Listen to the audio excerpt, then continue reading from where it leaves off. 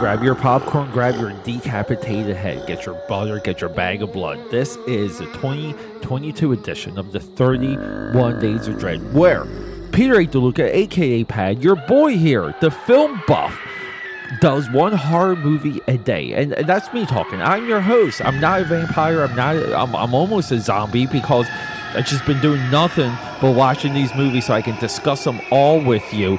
But here it is, the 31 Days of Dread. Everyone, I am so excited to bring you these movies. We're doing modern day horror for the first time ever.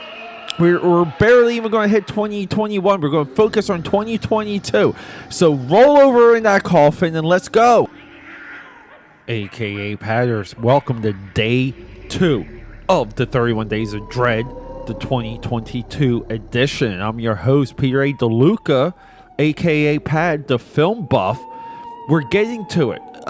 This is important. So normally for the 31 Days of Dread, I did pairings for years. I paired movies together. It was more fun. It was easier to organize. 31 different films. Easier to organize watching them, recording them, taking my notes. All this stuff, okay? We're not doing that this year. We're going all in. And it's because we're seeing a shift in streaming. I mean, we have Netflix, Tubi, Disney Plus, Paramount, all the HBO Max, all the streaming services dropping horror movies by the day.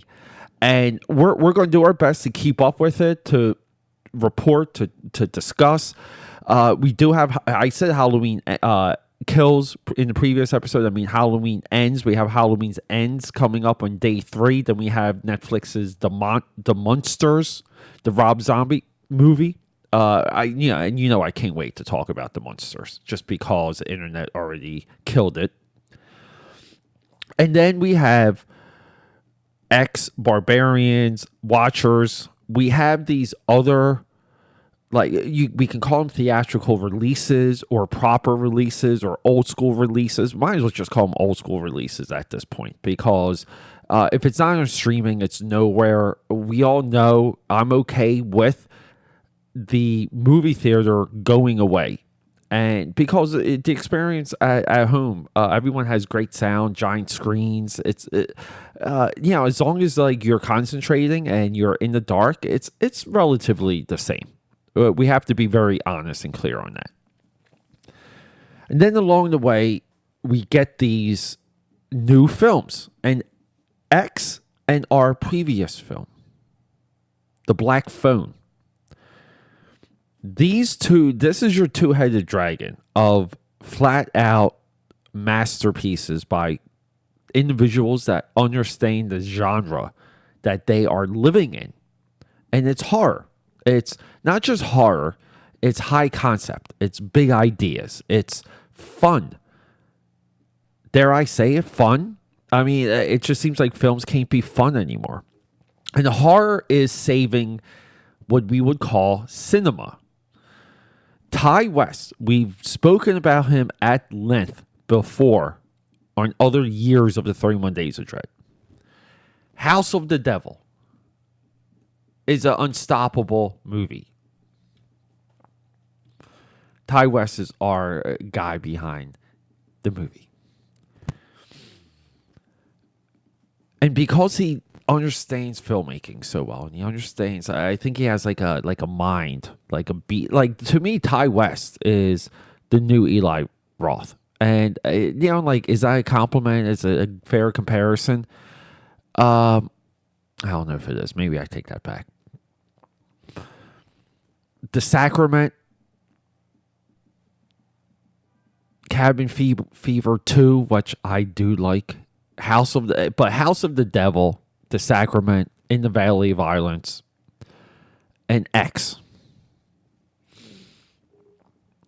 The guy is giving us part 1 of a trilogy.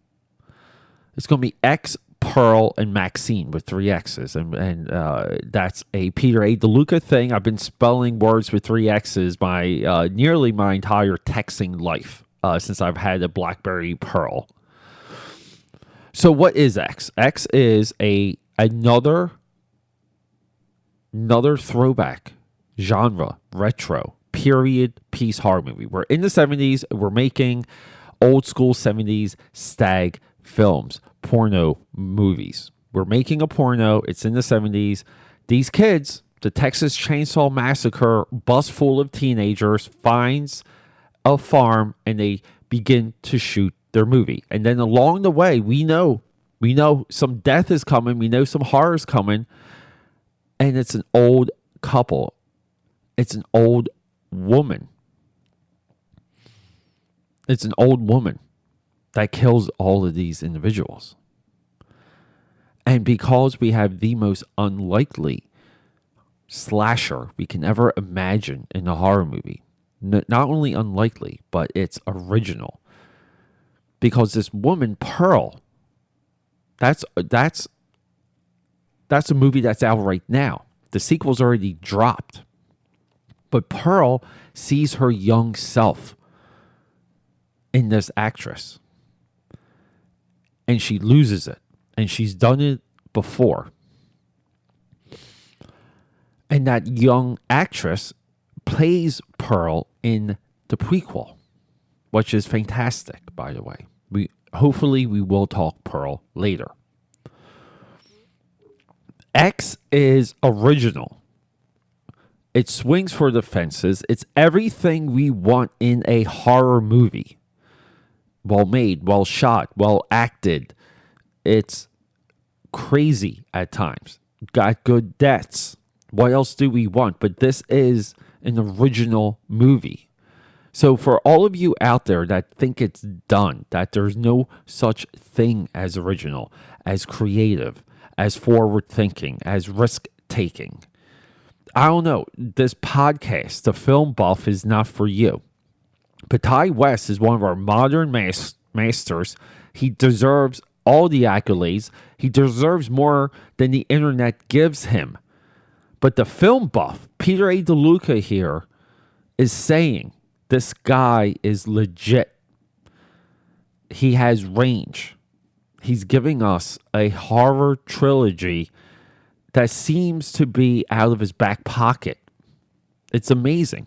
I mean, he's relatively going to make 3 period horror movies back to back to back. No one's ever done that. No one's attempted it. No one's even close. But he's making movies, and that's the idea. And that's why the 31 Days of Dread this year in particular is valuable. We're adding to the conversation one listener at a time. And if you're out there, you know what to do. Let's move on to day 3. We have to talk Halloween Ends.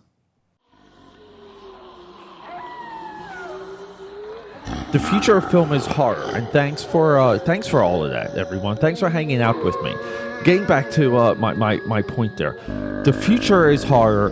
The future of cinema is horror. So everyone here, and I've never ever in all these years, I've never made this request, but everyone that we highlight, every single filmmaker, male, female, ghoul, goblin, you know the drill. But check them out. Find them on a streaming platform. I usually highlight how I watch these movies on which platform, even if I rented it or bought it, so you guys know a little bit of the price range. It's important that we support all of these movies and all of these filmmakers because they are the future. The future is horror. Thanks for hanging out.